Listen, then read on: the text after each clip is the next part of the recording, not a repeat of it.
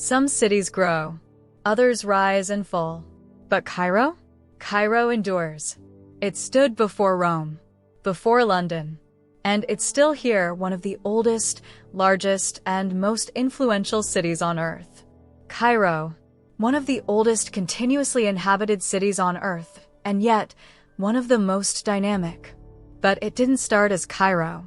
Thousands of years ago, on this land beside the Nile, the ancient Egyptians built Memphis, their first capital.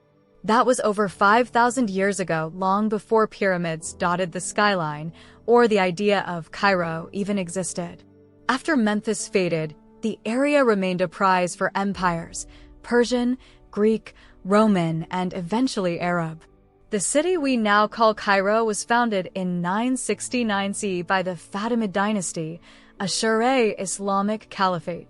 They named it Al-Qahira, the Victorious. It quickly became the spiritual and political heart of the Islamic world, with Al-Azhar Mosque and its university becoming global centers of learning. Over the centuries, Cairo became a crossroads of trade, religion, and power. The Mamluks ruled from here, then the Ottomans. Then the French under Napoleon briefly occupied it. And then came Muhammad Ali Pasha, the Ottoman governor who ruled like a king and launched Egypt's modern state. In the 19th and 20th centuries, Cairo modernized fast, building grand boulevards, railways, and opera houses, even as British colonialism loomed. Then, in 1952, Egypt overthrew its monarchy. Cairo became the capital of a newly independent republic. And under leaders like Gamal Abdel Nasser, it took on a new role, the voice of Arab nationalism and the heart of post-colonial Africa. But Cairo is more than politics.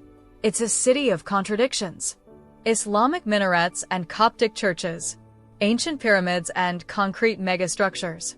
A city where you can hear the call to prayer echo from buildings older than most countries. Today, over 20 million people live here. In what is now one of the largest cities on Earth. And yet, in all its chaos and beauty, Cairo still holds the same Nile that sustained the pharaohs, the same sun that rose over Memphis, and the same spirit that made it Al-Qahira, the Victorious, a city that doesn't just survive. It defines survival. Thanks for watching. Please comment and subscribe if you enjoyed.